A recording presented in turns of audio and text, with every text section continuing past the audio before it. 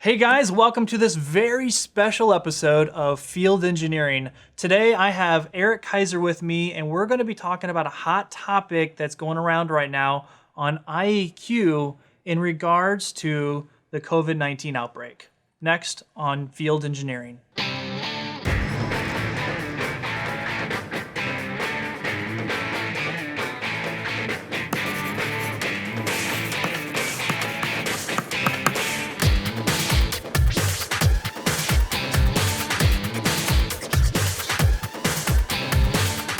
We're in the middle of this pandemic right now with COVID-19. We're talking about IAQ today. But first, I want to learn a little bit about you, who you are, some of your background in the industry, and just learn more about who is Eric Kaiser. There's a lot to that. Oh yeah? How long have you been in the industry? So I started in the HVAC industry in 2004. Okay. So been worked as a residential technician. Started out in Illinois, migrated to Indiana, worked as a residential in Indiana as well for a while, did commercial and industrial work for a little while, worked for a distributor as a distributor technical support and training at the distributor level, and then got a chance to do a lot more training, and now I'm out of work for a rep farm, and we do a lot of training on processes surrounding the products that the rep firm represents in this area. Okay. Personally, I am very interested in getting more education out to the HVAC industry, trying to help the HVAC industry grow and get better. I see there's a big need for that out here right now, so that's kind of my personal goal with anything I do out here is, with regards to training. Okay. All right. So right now, this idea of IAQ, how are we keeping, so like right now, a lot of the U.S. is in quarantine, is self-quarantine, stay at home, all that type of stuff. And IAQ is a hot topic. What does that mean for the HVAC industry? What is IAQ? Okay. Well, IAQ is indoor air quality. And for the HVAC industry, we are tasked a lot of times from homeowners, from business owners, to maintain or help them maintain high quality indoor air for the occupants. Okay. And that's what it comes down to, is we want to maintain really good, healthy air for the occupants. And a secondary piece of that is actually maintaining the health of the structure as a whole. So when you say healthy air, what do you actually mean? Well, we don't want it to have a lot of contaminants or things that are going to be detrimental to the occupants over a long period of time. Okay, like what? What's something that would be detrimental to health? Well, lots of dust. Okay. Lots of dust is not good, gets into our lungs, causes problems. We need to be able to take that out of the air. Too much humidity, too little humidity can both be bad things. Okay. That causes too much or too little can actually cause a lot of things to grow in different spaces. Okay. Microbes, dust mites, all kinds of neat things like that we really don't want to be breathing in over a longer period of time.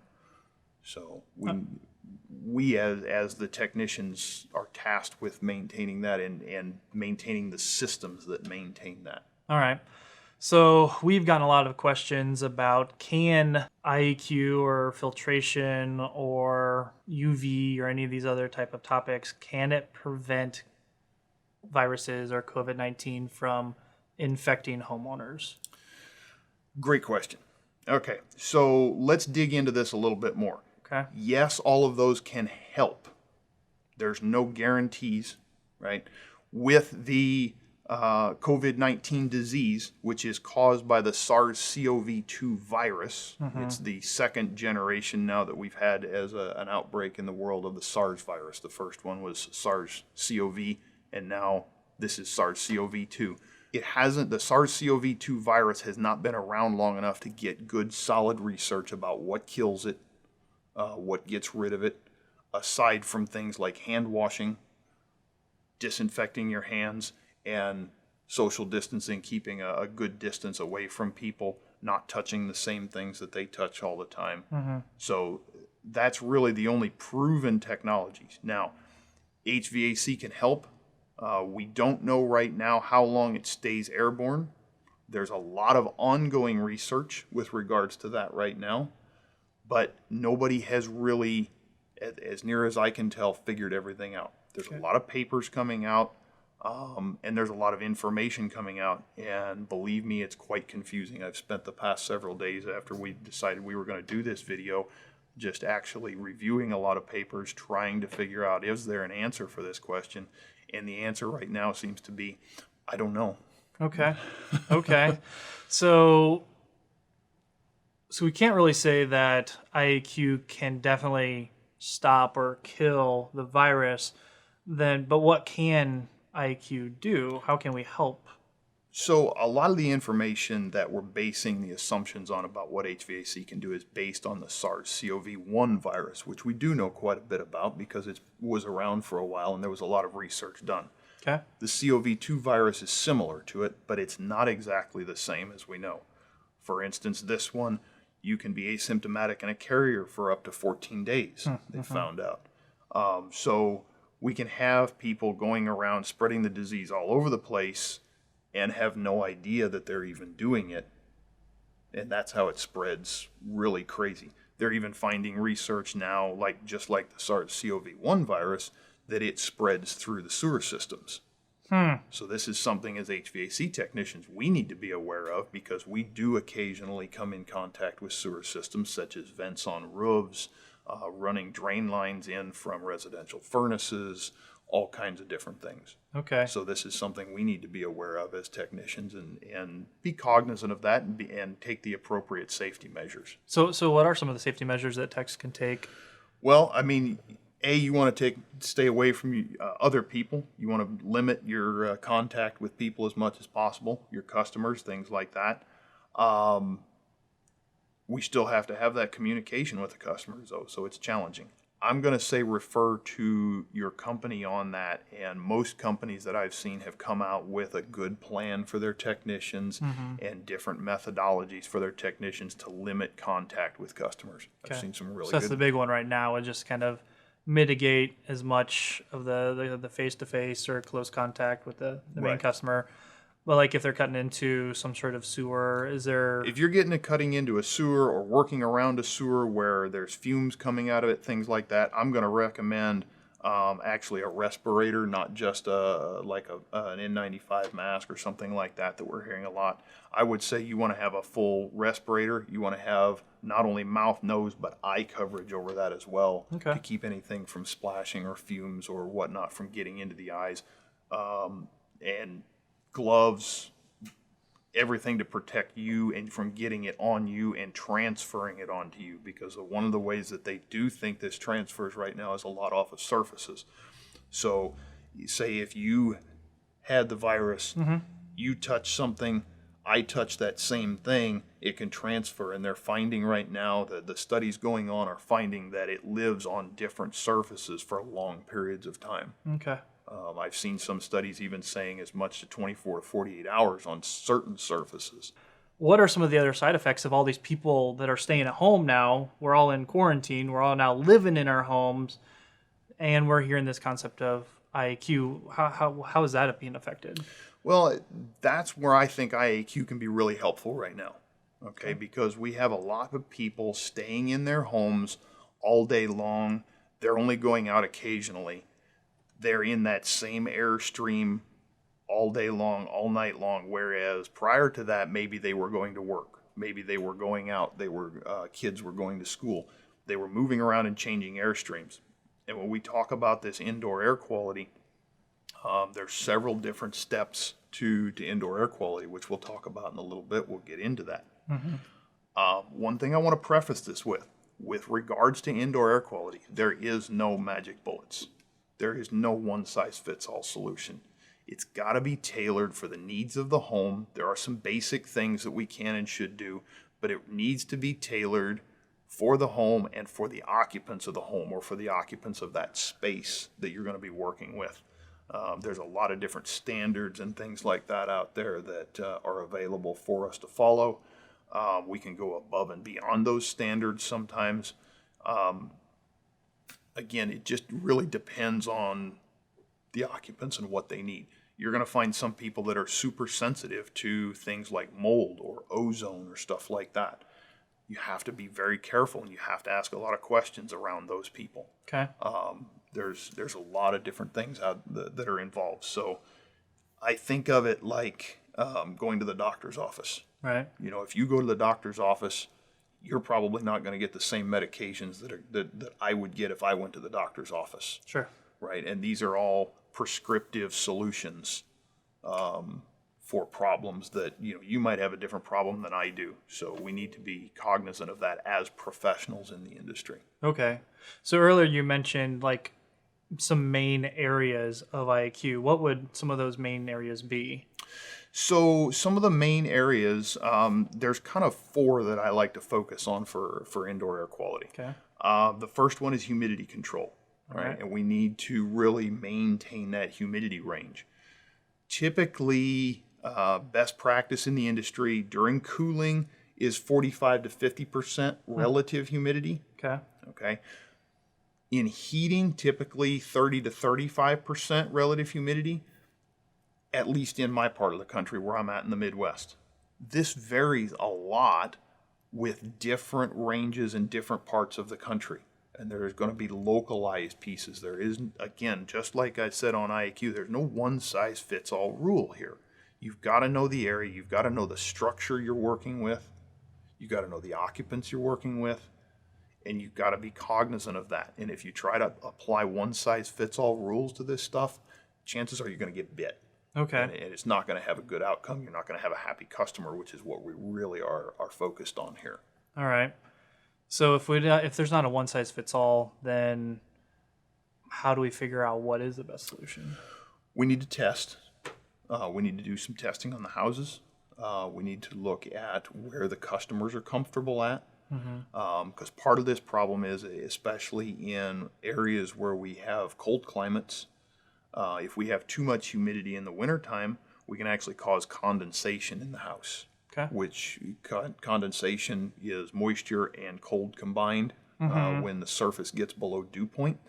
When the surface drops below dew point, we get that condensation. Then you can start getting microbial growth there. Okay, that's a bad thing, right? That's generally a bad thing. Yeah, we don't want that growing in our homes, in the walls of our homes, anywhere in our homes, realistically. Now, it's in the air constantly, right? It's always around us in the air. We're always breathing this in. But we don't want it growing and creating high concentrations of it. Next one is filtration.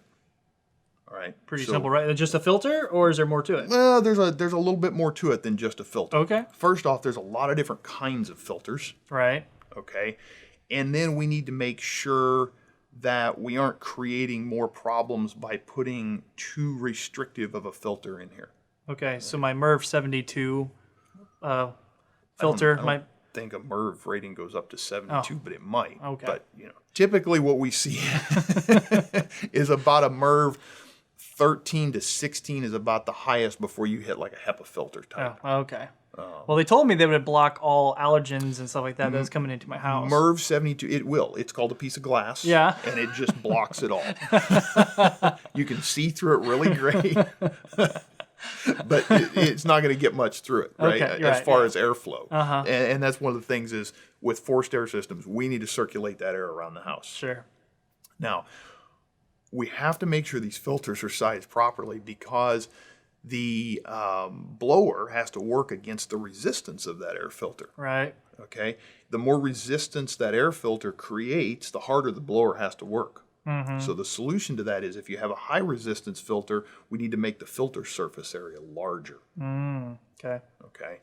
And we measure that resistance going through that filter with something called static pressure. Gotcha. All right. The static pressure is the resistance to the movement and the resistance that the blower has to work against in order to move that air around through the system. Okay. One good way to think about it is kind of like blood pressure.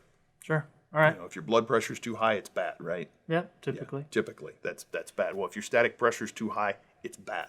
Mm-hmm. Right? It's gonna cost you a little bit more money to run, perhaps. Right. It's not going to flow the right amount of air around the ductwork to make the equipment work properly and efficiently.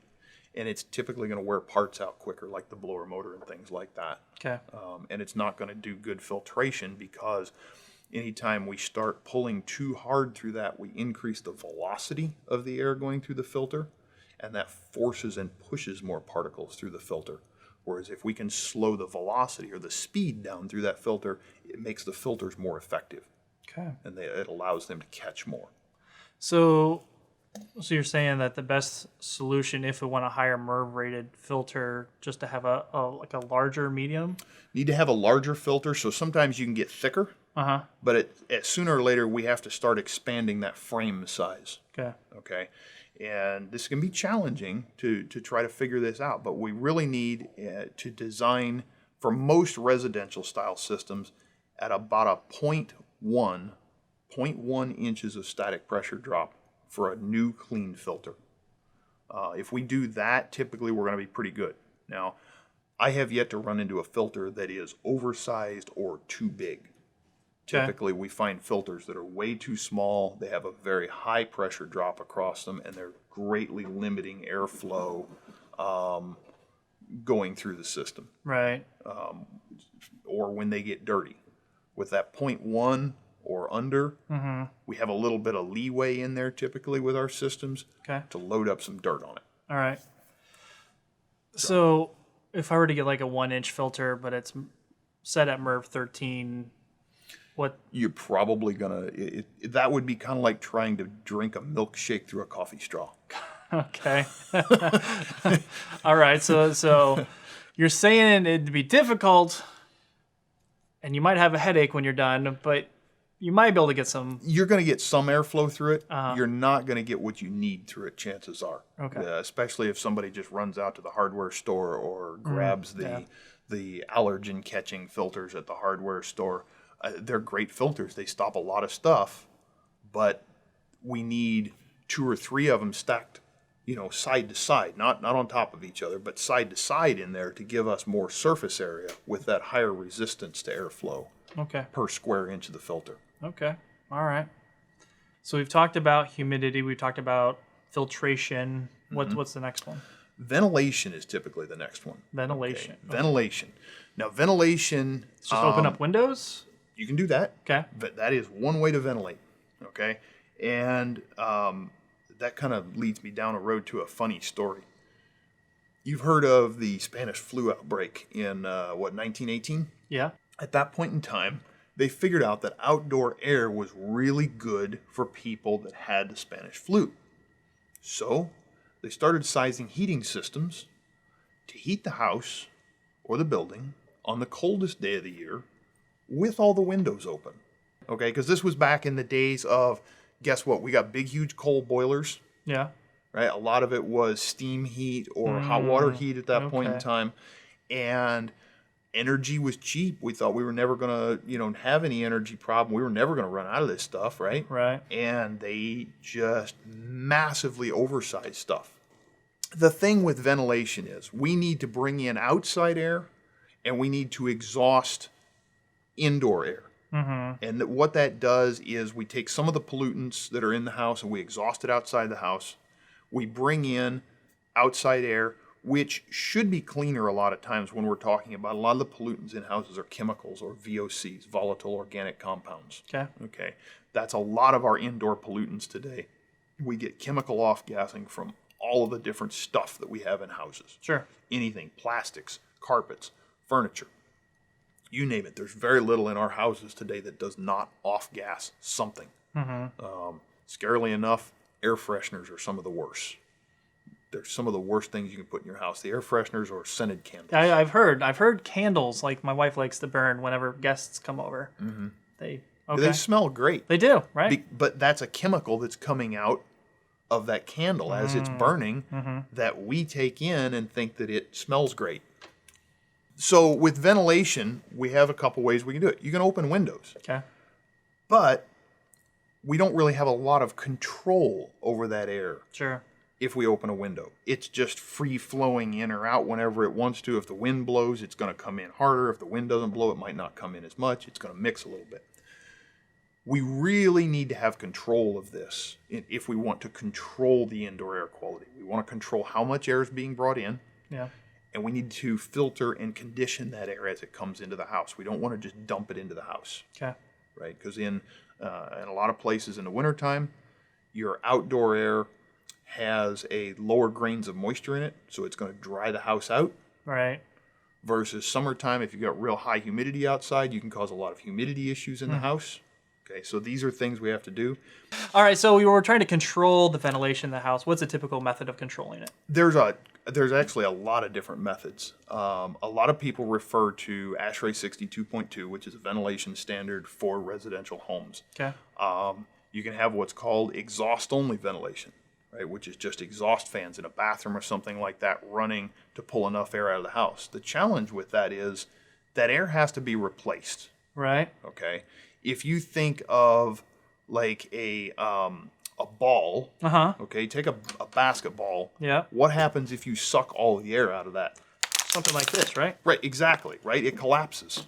So, beautiful. I love that. That was perfect right there.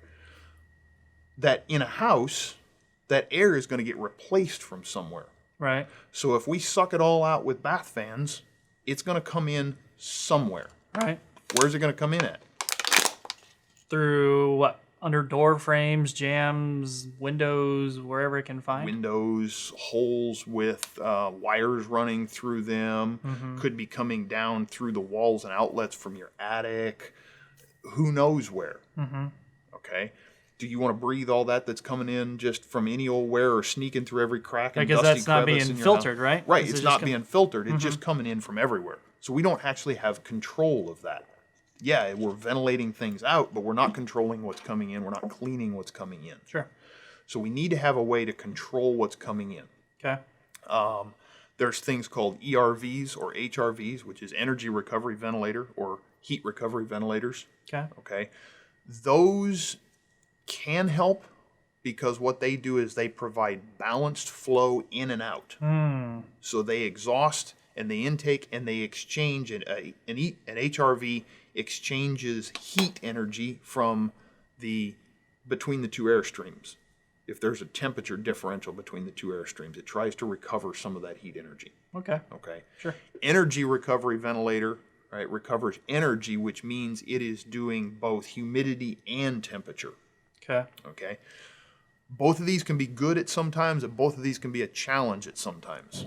And especially with an ERV, excuse me, if it exchanges humidity in humid environments, such as where we're at in the Midwest, you have a humid environment, but you have a really low temperature, low day, you can actually cause humidity to spike in the house. And this is going down a little bit of a rabbit hole. Okay. Here. So all right. these are some of the things we have to be careful of. And I think we're going to do some more videos on this in the future and really dive down some of these rabbit holes and talk about different ways to apply a lot of this technology out there in the world today. Okay. All right. Then there's also just bringing in fresh air through a pipe, running it through a filter, maybe running it through a dehumidifier. If you have a really humid outdoor environment, bring it in through a dehumidifier, through a filtration system, then through your furnace filtration or your HVAC filtration system in the house, and then bring it out into the house. Okay. Okay, and we're conditioning it, we're filtering it that way. Okay. And then you exhaust it somewhere else, whether that be out of bath fans, kitchen exhaust, things like that. So that's a pass-through type where we're not really recovering any energy out of it. Okay. But we're getting the required amount of ventilation. We're getting in the necessary amount of ventilation into the house, yeah, because we need that fresh air coming in to help dilute some of these VOCs and chemicals that are in the house. Okay. All right. So we've talked about humidity, we talked about ventilation, we talked about filtration. What was our last one? So our last one is ultraviolet germicidal irradiation, or UVGI. Okay. Okay. This typically involves putting ultraviolet bulbs near the indoor coil because the indoor coil, when you're running air conditioning, typically is cold and wet. All right. Now, cold and wet. And dark, right? And dark a lot of times. What grows well in cold, wet, and dark? Well, not me. No, not me. I'm going to go with mold. Well, the were mold mushrooms, Yeah. things like that. We're going to say microbial growth. Microbial. Okay. Microbial growth, microbes. They love to grow in those situations. And to keep that from happening, we use ultraviolet light. Now you have to use very specific, it's a 254 nanometer UVC lights at that location. Okay. They need to be close and typically downstream of the coil is best installation practice on that. Okay. So that's a situation to help keep things. Now that can help keep major growth from happening.